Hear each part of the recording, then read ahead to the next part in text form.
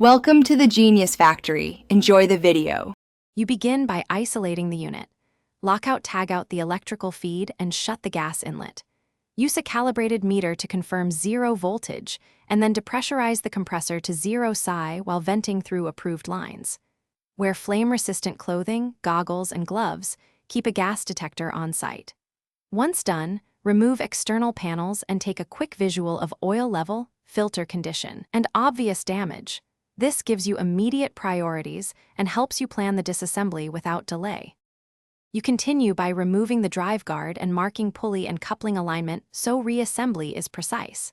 Unbolt the head and inspect valves, piston rings, seals, bearings, and the oil pump. Record any scored surfaces or metal debris.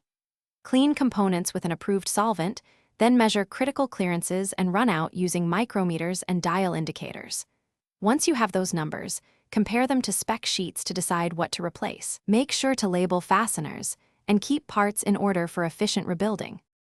You reassemble with new gaskets and seals, torque bolts in the manufacturer sequence to specified values, and restore pulley alignment using your marking. Refill with the correct oil grade and slowly pressurize while checking for leaks. Start the compressor at low load and monitor pressure, vibration, and bearing temperature. Take baseline readings.